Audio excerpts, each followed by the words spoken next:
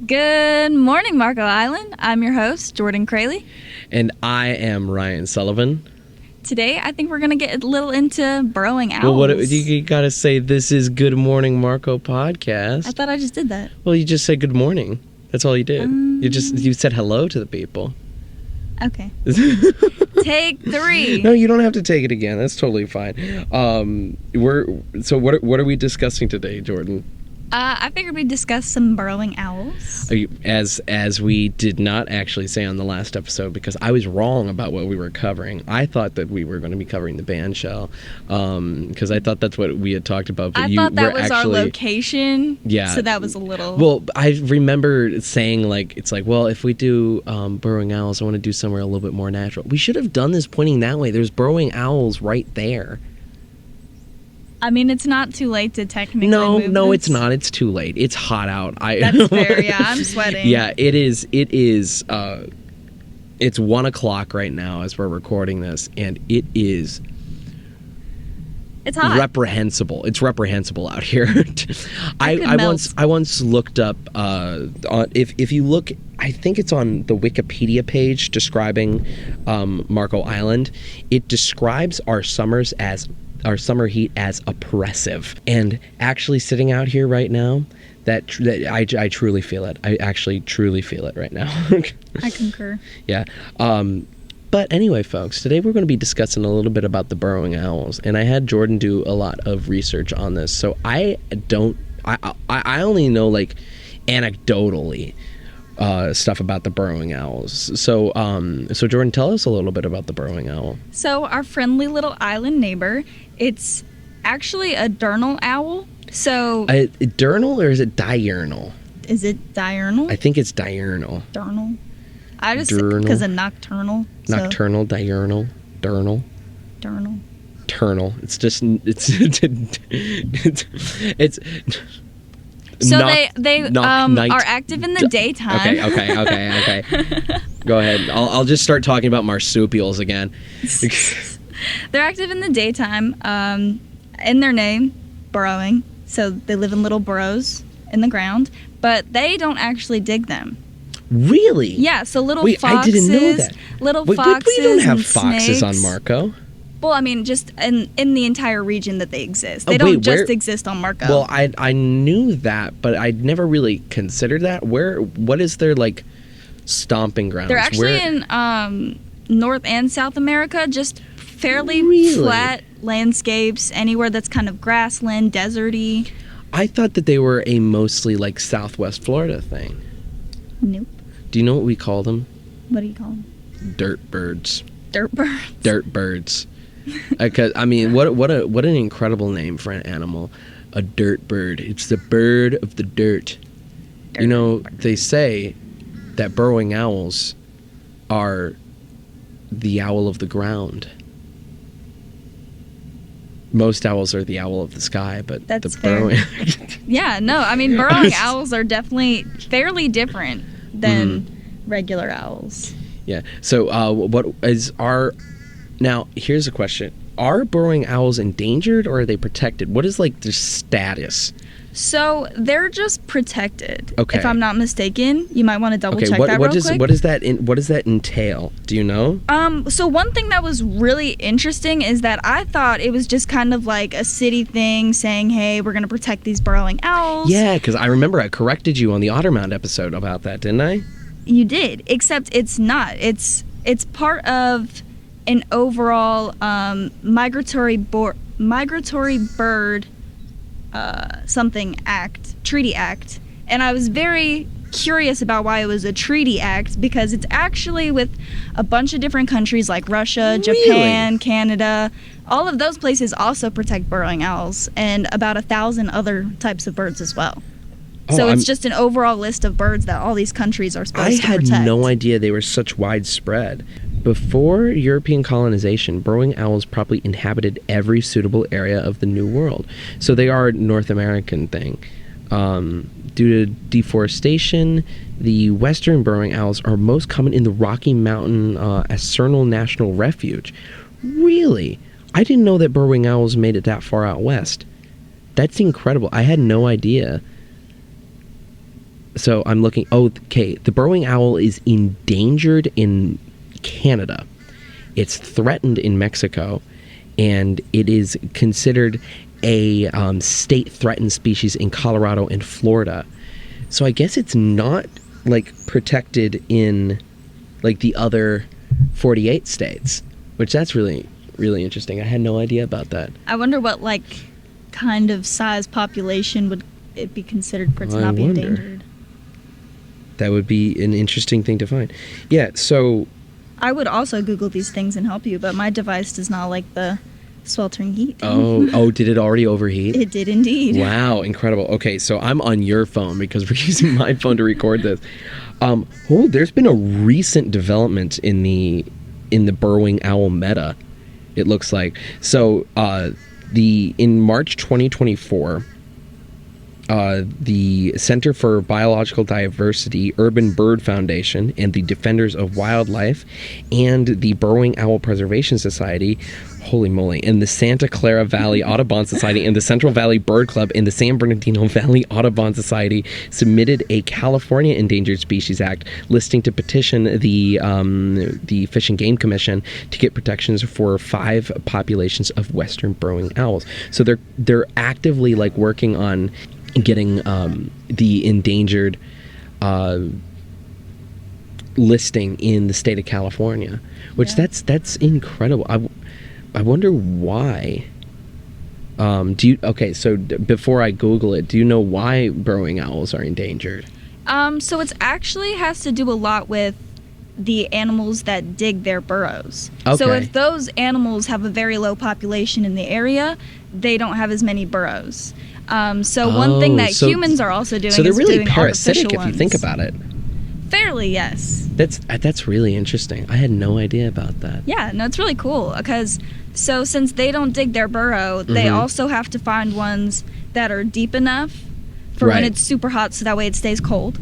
Okay. And then they also have to find ones for when it does get fairly cold, that it's well insulated. Okay. So it's very luck of the draw when they find one. I actually have already learned so much. I didn't think that I was going to learn as much about that. I wonder how many owl burrows around here. The reason that they're so common around here is because we have another very well-known burrowing animal here. It's because the gopher tortoise. Now the gopher tortoise is definitely its primary location is Southwest Florida. They burrow into the ground. And I didn't know that burrowing owls didn't dig their own burrows, because I have seen like dirt flying up from burrowing owl burrows before. So that's I wonder if they do like a little bit of like shimmying to make it wider. Spring cleaning and stuff like that. Taking out the trash from getting the old pellets out there. Yeah. They're just paying rent. No, they live rent free. Really, they take over a different animal's burrow. How many? You said before we started that you live next to a burrowing owl burrow. Indeed, I do. How often do you have run-ins with the burrowing owl? Most of my run-in is hearing it through my window. They love to communicate and say their little things, but it's fairly a lot of run-ins. You know, going to the beach and stuff. I love when we have people visiting from out of town, and I just walk by, and most of the time you can see them right there at their burrow, or you see the signs on Marco that say low-flying owls. Yeah, it was one thing that I had been talking about for years, is they've got about there was no signs warning about the endangered / protected species that we have on Marco. They just recently, like within the past year or so, put in signs over on Barfield about the gopher tortoise crossing, because you see the panther crossing signs once you get on Collier and you're heading off the island, but yeah, the low-flying owls and the gopher tortoise crossing signs are incredible, and I love that we finally have done that. I think the Audubon has a lot to do with that, because do you know much about the Audubon? I do not. So the Audubon, I believe, works with the Conservancy. While you look that up, because we were talking about gopher tortoises, did you know that they can actually feel you touching their shell? Like they have nerve endings in their shell? I did know that. I own a tortoise. That I forgot you Yeah, said you own that. I own a tortoise, and I had a gopher tortoise that found its way into my backyard that we had relocated, that I would feed fairly often. So I have a burrowing owl burrow that's right down the street from my house. I live very close to the Marco Island Public Library, and that there's a family of burrowing owls in that empty lot there. When I was a kid, my sister and I would go to the library like during the summer, somewhat often.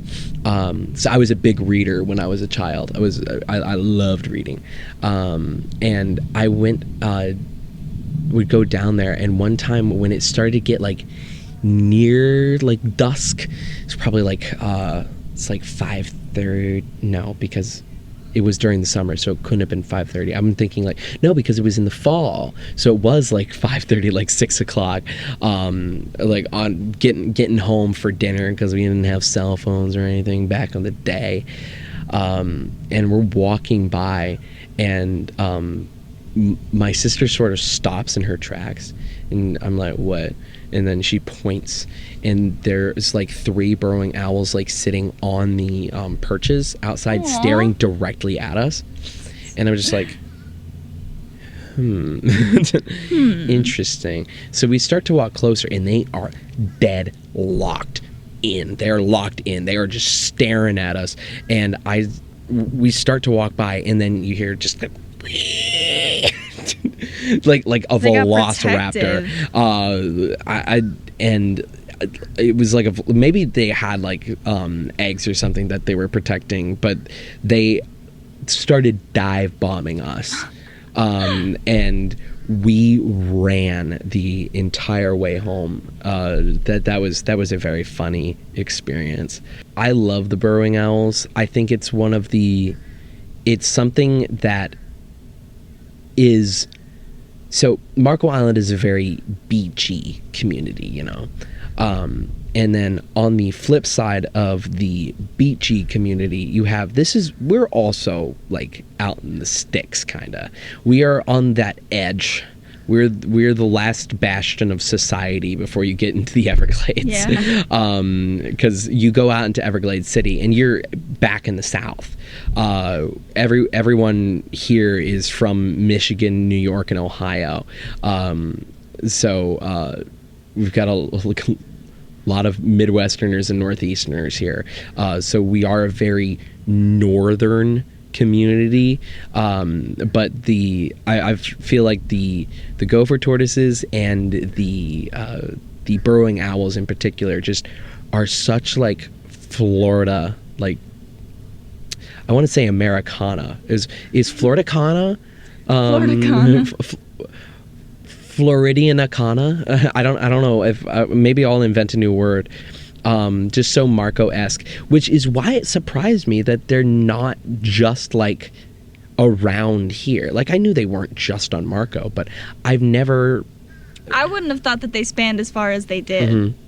That is so interesting. But speaking of eggs, they lay about 6 to 12 at a time. Really? So and they're endangered? That's what I was thinking. So I wonder, like, mm-hmm. all of their different prey and stuff, Yeah.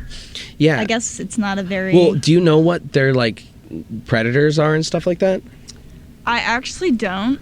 I know I did a lot of research, but that is one thing that did not occur to me in any of that. I'm sure there's definitely snakes. Snakes probably eat them. There's a lot of rattlesnakes in the area as well. That's something that you got to look out for when you're on like hikes and stuff like that. The rattlesnakes can be quite treacherous around here. Everything around here wants to kill you. Like we're. It's so you've got do you know what the Florida state bird is? It's the mosquito. No, it's actually the I believe it's the turkey, something stupid. I saw wild turkey yesterday. Where? Out on Barefoot Williams Road. Do you know where Barefoot Williams is? So if you take Collier up and then you turn in towards where Rookery Bay is and like towards Artesia, that's Barefoot Williams there. Like that runs into Artesia. If you keep taking that out, it takes you out behind Wawa. But it becomes like, it's very quick to get wild and backwater if you go the right direction in Naples, which is, I don't know, there is such a untold like level of mystique to some areas in Naples. I'm going to go completely off topic here for a second. Yeah. Now, I don't know if she wants me to share her name, so I won't. But if you're watching this, you can go ahead and say it was you. I was talking to somebody last night who was talking about how they started going out in like Picayune and like heading like out like deep into the sticks in Picayune, and it was like 2 a.m. And I don't know if you know where this is heading, but they start like hearing like things being thrown at the car. They're going like 40 miles an hour. Interesting. Out in, or probably a little bit slower than that because it's like on dirt road at 2 a.m. Stones and stuff. They head out towards like, went as deep into the Golden Gate Estates as they could until they got into Picayune. So she said that there were these like Appalachia, like hillbilly kids, like 3 of them running alongside the car, throwing rocks at them from the woods. That is so weird. And like, just there's some weird stuff. And she's like, yeah, they might have been tangentially related to the Squallies. I was just about to mention that. Can't wait to do an episode on the Squallies. Oh my goodness, I have. Okay, the lore. This is the. So I don't know if anyone knows what the Squallies are, but the Squallies are one of the local cryptids in Southwest Florida. It's a Golden Gate specific cryptid, which wild. All right, I didn't expect. Everglades, yeah, of course. There's probably even like a bunch of missing 411 cases out in the Everglades I don't know about, but. If you know anything about the Squallies, like if you've heard anything, if you know anyone who's ever like gone out and like in search for them or anything anything along those lines, contact us. I want you on the podcast. Like I cannot stress this enough. I want to do an episode on the Squallies. I want that more than anything right now. So yeah, we definitely got to do it. Yeah. But back to Burrowing Owls. Did you know that there is a Burrowing Owl Fest? I did not know that. There is a Burrowing... Is it on the island? No, it's in Cape Coral. In my like seconds of research before this, I found that out. It's held in Cape Coral every year. The 2025 Burrowing Owl Festival. So it's going to be in February. It's going to be February 22nd. We definitely have to go.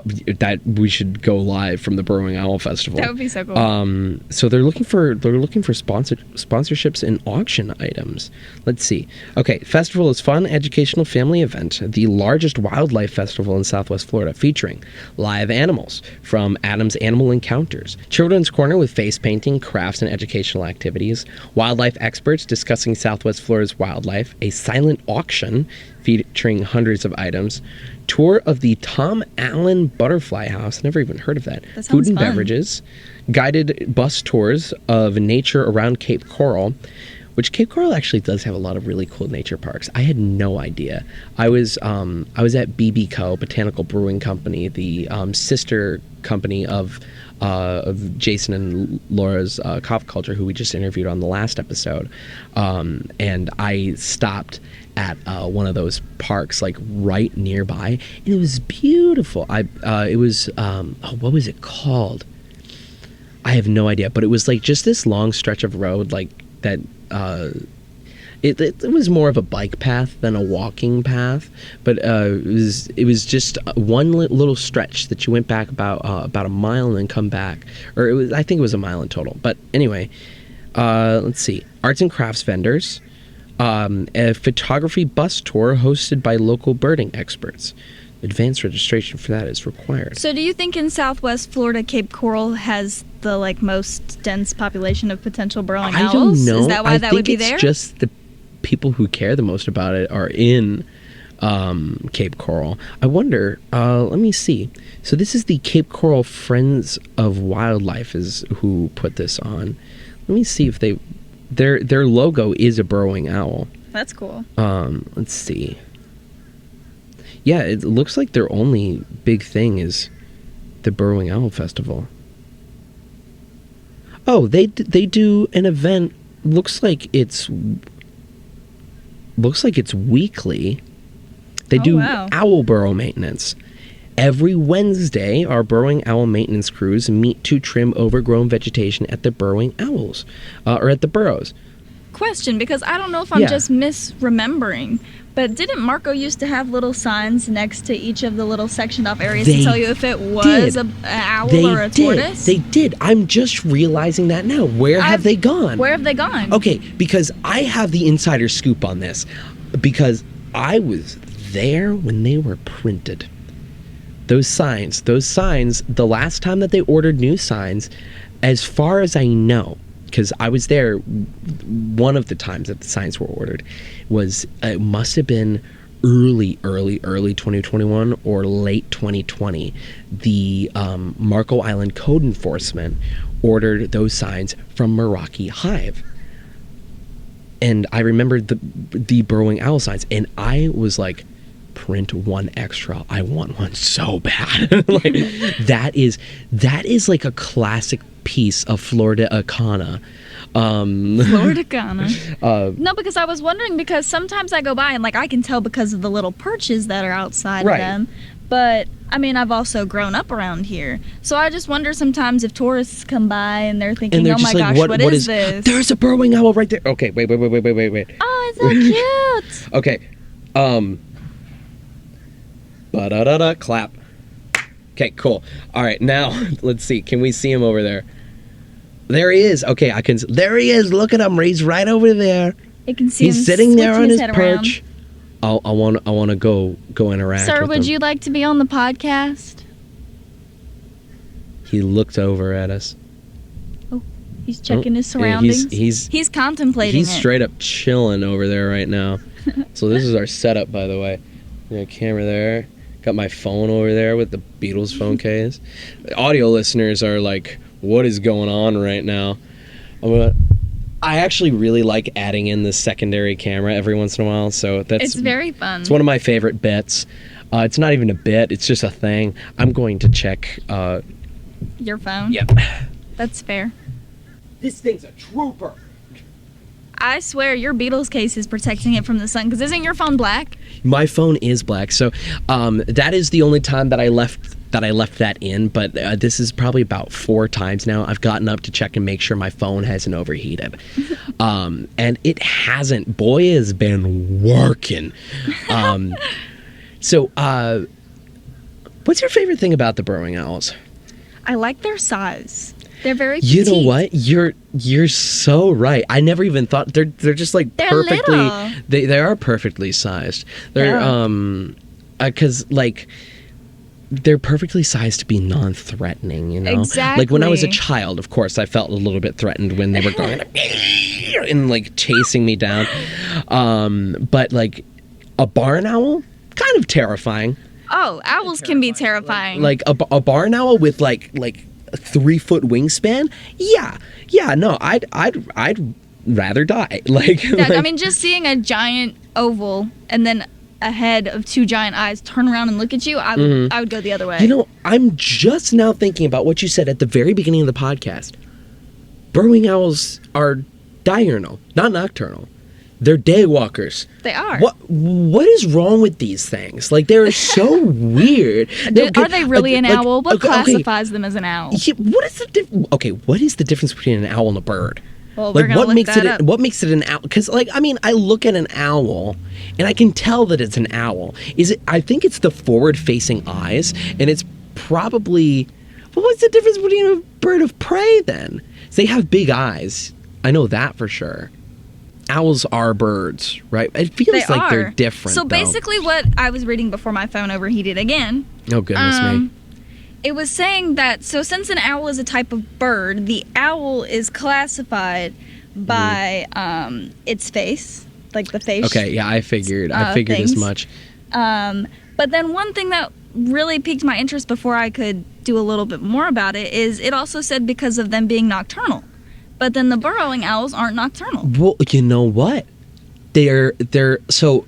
Is that potentially just like a touristy name for them? No, that's probably because they are ground dwellers. Because they live underground. So even if they are awake during the day, they spend most of their time in darkness. So that's probably why their face is like that. So that they can still like be able to see in the dark better. That's so odd. Would that not hurt their eyes in the day? You would think so. Mm-hmm. You would think so. Our friend is gone. But burrowing owls do look like a little bit different than your average owl. They kind of remind me of those birds, the little ones on the beach that run up to the water and then run away. Like, yes, I know exactly what you're talking about. It's like a hybrid of that bird and an owl. Yeah. Did you hear the whoo? Or was that crazy? Didn't. I thought I heard it. Oh wait, that's not an owl. When you hear the whoo, whoo, whoo, what is that? Yeah, I hear it right now. That's a dove. Oh. Yeah, now I can tell that it's a dove. When I heard it just in the background of our conversation, I was like, "Aw." Yeah, I actually most of the time, every time that I've interacted with the burrowing owl and has made a noise, it's been so. Yeah, they're not at all terrifying. This guy is living his life right now. Look at him standing up on that bike, and that guy's completely laying down. Very different things to observe right now. That was the duality of man right there. Do you think they're friends? No,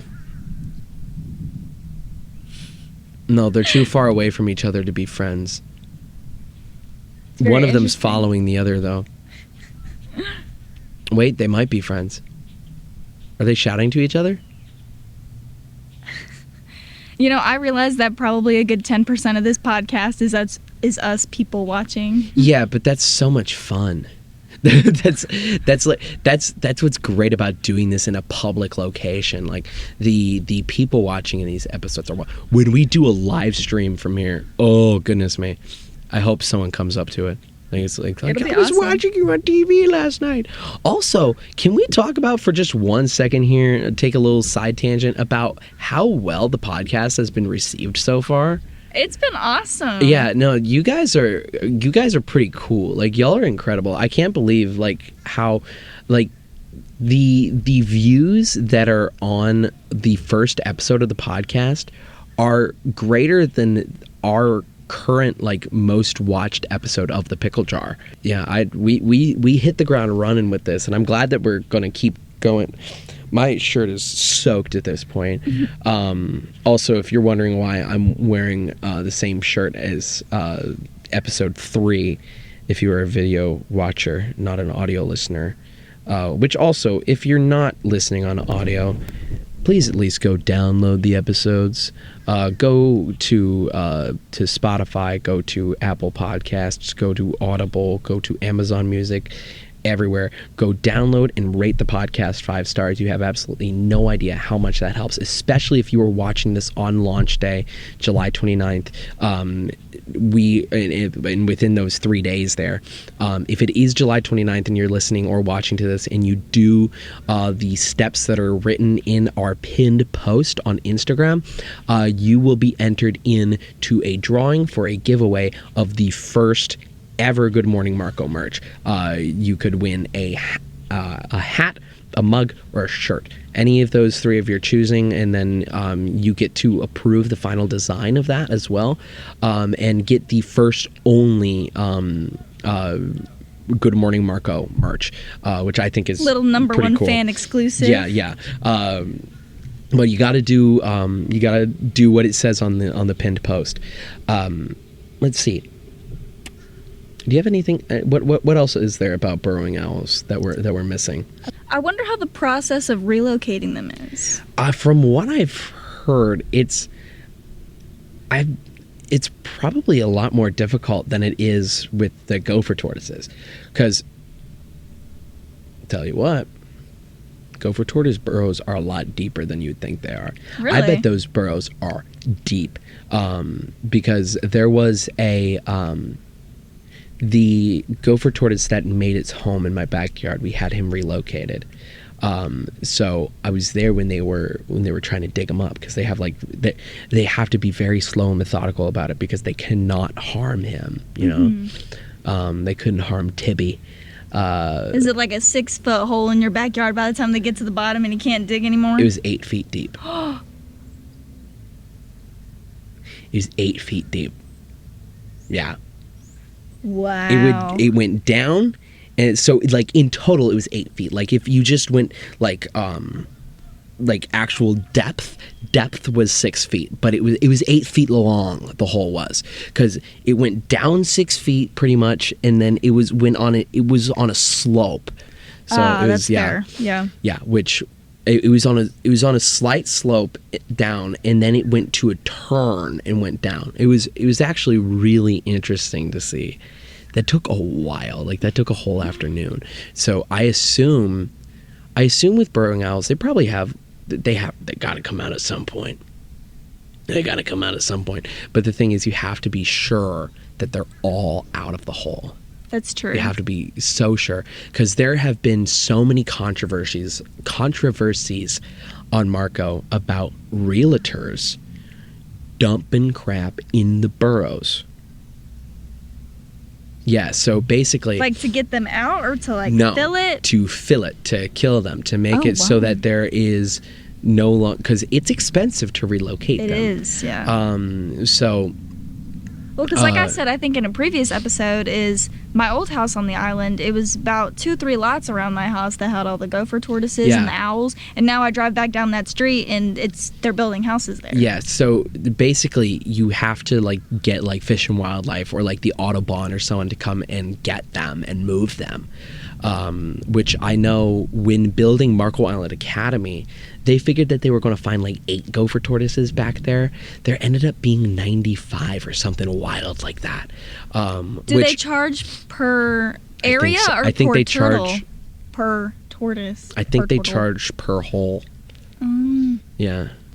So I'm not entirely certain on that. I love the burrowing owl. It's kind of funny because I've been indifferent towards them, because of the two, I prefer the gopher tortoise because I'm a reptile guy. I prefer the owl. As discussed on the first episode, I have I have a tortoise. My sister has a lizard, and my dad's lizard is staying with us right now. And then my ex, I would take care of her lizard often as well. And that was the best thing about that relationship, was that lizard. I love that little guy. Wonder how he's doing. I don't know. I don't it's like care losing enough. A custody battle. No. He was always my stepson. He was never. Yeah.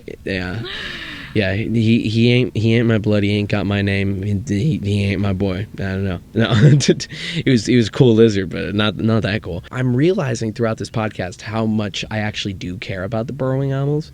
I went into this my mind is aglow, careening with the transient vapor of invention.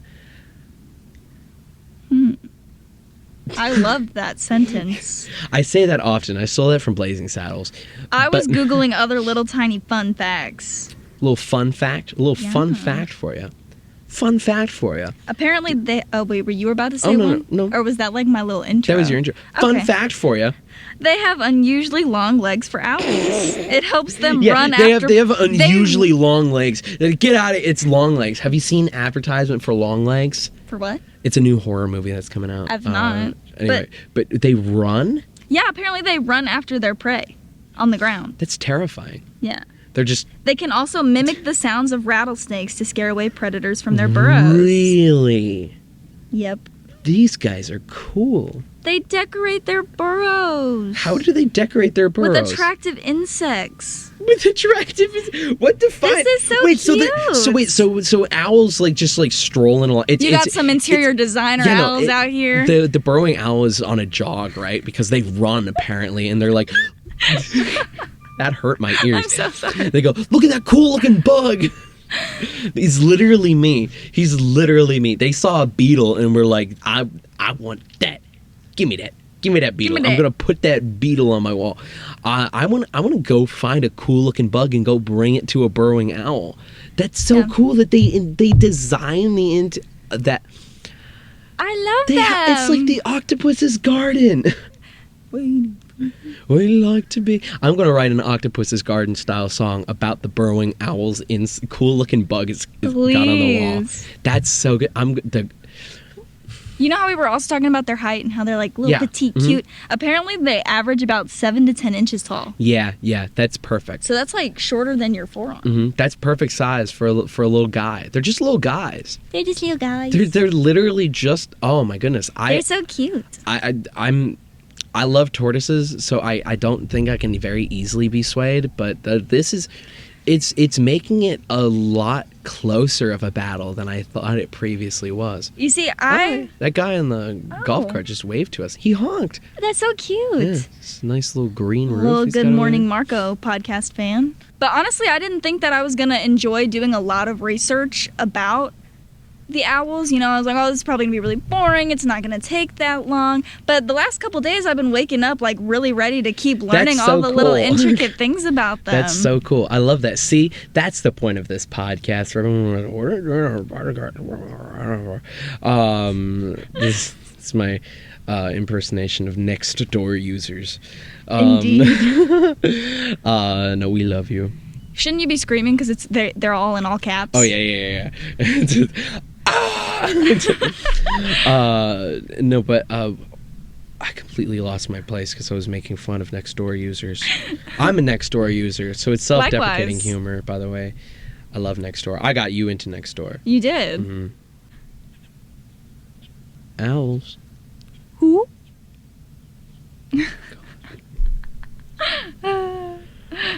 You love me. Well, my name's Ryan Sullivan. We actually are approaching that time. This is I went through hero's journey here, like on being. I was like, what's an owl? Who? Dang it! I'm making the joke too. I wasn't intending to. But okay, burrowing owls don't say who. They don't. But it's still funny. Knock. Who's there? Burrowing owl. Burrowing owl who? They don't say that. They screech like this. That's amazing. You came up with that on the fly? Yes, on the fly. On the fly. On the fly. Oh! We're good, baby. We're good. This is why we have a podcast. You know, all has been rattling around in my head ever since the next door comment. Less personal stories, more Marco content. Someone on YouTube commented that on the first episode, and I agree. Interesting. I agree. I mean, but I feel like people had to get to know us. Yeah, that was the point of the first episode. The first episode was all personal stories, making sure that you know that we're the world's foremost authority on Marco Island, Florida. Marco. I'm telling you. Listen here, folks. You know, okay, so we recorded episode 2 the day of the incident. I know, I got home and I saw that. And so I'm not going to mention too much about it, but I was editing that episode last night, and then I saw me do my Trump impression, and I'm just like, I feel like I have to say something. So I put like a little caption. It's like, this was recorded like 4 hours before. Yeah. I didn't even say 4 hours before. No, I said this was recorded 4 hours before the incident. The incident. Yeah, no, wild stuff. Indeed. Did you see that, what's that show? The Boys? Does this have anything to do with the owls? Oh no, I was getting off on a Okay, let's tangent. do one rabbit hole, owl hole. Oh, a burrow? Okay, wait. Shall we burrow a little more? So in future, this is rule on the podcast. We don't refer to it as a rabbit hole. We refer to it as an owl hole. I like it. Okay, go ahead. It probably was a rabbit hole at one point. If you think about it. It could have been. Because there are so many rabbits on the island there now. Are you notice a lot, that? actually. There's been so many more recently. It's like they're very breeding like adorable. rabbits. Wait a second. I wonder why that's an expression. Okay, what were you gonna say about the boys? Oh yeah, so to continue on that tangent that you semi-started, apparently the boys, they had recorded their next season in like 2023, but I guess probably a scene in there kind of emulates what had happened this past week. So they put out a statement saying, just so everyone knows, this is all fictional. This was recorded in 2023. So, I mean, low-key a spoiler, I guess. I remember there's so many, like, there's so many shows that were released in, like, 2020 that had to, like, put, like, it's like this was all recorded prior to the pandemic and, like, everything because people weren't wearing masks and stuff. I don't want to get into that. But owls. Owls. They do really good at staying at home. Live Jordan joke reaction. Hey! You know you like my jokes. I do. It creates very good content because of my reaction to it. Or their lack of. I think the best. I think humor is only as good as the reaction to it. Which that's a whole other can of worms that I'd rather open up on the pickle jar than here. You know, owls eat worms.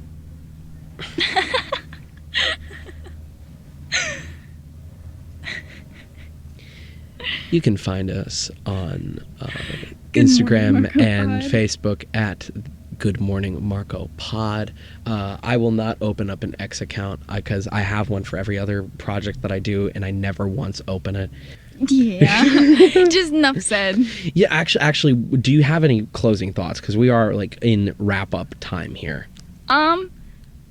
Not really. I mean, if anybody has any really cute photos or videos of Burrowing Owls, I'd love to see them. If anyone, you know what I think would be really cool is if we have anyone who has like a personal story about any of the topics that we covered. Like if you have a personal story that has to do with the otter mound, that has to do with kava culture, or has to do with the burrowing owl, if you want to send us a message on Instagram or on Facebook and like sort of like say, it's like, well, here's my interaction with this thing, and we could do like a retrospective episode where we go back and it's like, well, here's some viewer response from some of our previous episodes. So I think that would be a really fun thing to do. I think that'd be really cool.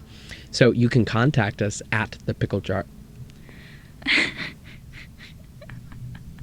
That wasn't intentional. That wasn't intentional at all. Because I realized in the edit of episode 2 that I did that, and neither of us acknowledged it. Really? Yeah, neither of us acknowledged it. Because I think I didn't acknowledge it because that was also the episode we made a lot of jokes about you doing that. Yeah. So I probably just either got tired of it or played it off. I don't think I mentioned it once during the kava culture episode. You did. Did I? You mentioned the pickle jar. Yeah. Well, you know. You're proud of your little baby. I am, yeah. Because that is, we don't have topics there. We just let loose. Oh, interesting. Yeah. Well, we'll have to do like a let loose episode. We did. That was that was first episode. Well, I mean, that's Never fair. Again. Never again. Yeah. Terrible views. Thumbs down. Well, it does have 300 views. So as of time of recording, so it went really well, and I'm just expecting each of these to get bigger and bigger and bigger. So yes, I want to say like a huge thank you to a couple people we know that moved out of state. And how they still watch, they text and they let us know that they're staying updated on some recent stuff and finding out stuff they didn't know about Marco prior. Yeah, which is really cool. Yeah, I want to thank our top fans out there. Let's see, I want to give a shout out to Kate, who has commented on both the I think she commented on the Instagram and on the YouTube and subscribed to the YouTube. So I want to give you a shout out as well. So yeah, this has been a very fun journey over these past 3 weeks, really, because we came up with not even 3 weeks yet, because we came up with the idea and recorded the same week, the 8th, and then we recorded the same week and then released the first episode this past Monday.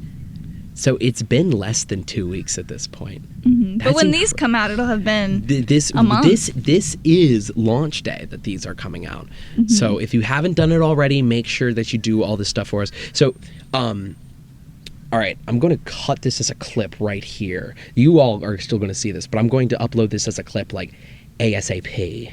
Okay. Before this episode comes out. The reason why we're doing this launch day thing and why we're releasing 4 episodes all on the same day, and we want you all to download them and to give us a 5-star rating. Please and thank you. Yes, please. The reason why we're doing this, it's very important for the way that the algorithms on these podcast apps work. Basically, they promote new content, and especially new content that does well. So the thing is, if we get everybody that we know, if you get yourself, you get everyone that you know all to those go first time viewers, even yes plus everyone, get a ton of people out there.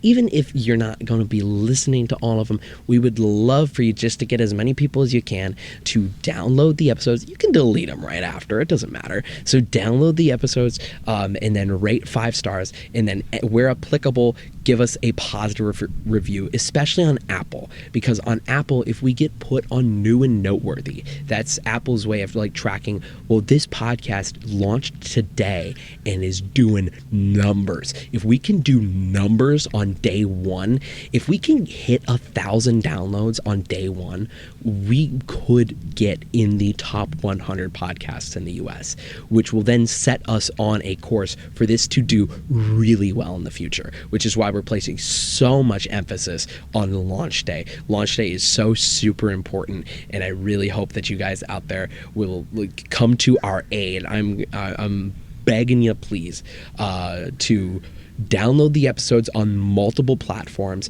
and to rate us 5 stars on multiple platforms. I cannot thank you enough for doing that. And remember, there is something in it for you, because we are going to choose someone at random to win a of their choosing the first ever merch from this podcast. I'm holding off on doing anything to do with merch until you get your merch from this. You get to choose whether you want a hat, whether you want a mug, whether you want a shirt. I'll send you a couple designs. You get to pick the first ever merch. It's all up to you. So with that, that is really all I need to say on this podcast. I loved the you. It's like it reminded me of the "We Want You." Yeah, we want you. We want you. That should be the cover. You should edit it, and it's like no, the cover is going to be an owl. I'm going to ask Trenton if I can use one of his pictures of burrowing owls. Yeah. Oh, wait, no. This would be awesome. Maybe that, or I know my dad's got a really good couple of pictures of the burrowing owls where there's one that's like its head is like tilted. Aww. And it's good. They look angry. They're adorable. I've learned so much about the burrowing owls. I've learned so much on this podcast. This is an incredible journey that we're on. Yeah. And I hope that everyone at home is enjoying it. And listen, subscribe, watch the YouTube. Yeah, one more thing. Just because I was thinking about it, none flew by at all, and to save some people from having to search what it looks like that we're talking about, probably incorporate a couple pictures. Oh, you mean right here? How'd you do that? Well, we did get the video. We do have the video. Yeah, we did get the video. I'm very forgetful. But maybe a closer up photo. Gotta reach out and grab it. Wait. Here, I'll grab it from the air. I'm bringing it down. Watch. I keyframed it in. That was wild. So for our audio listeners, I just grabbed a burrowing owl out of the sky and I dragged it down. So anyway, that's all. Follow us. Thank you guys for listening. I've been Ryan Sullivan. I've been Jordan Kraley. And that's all you need.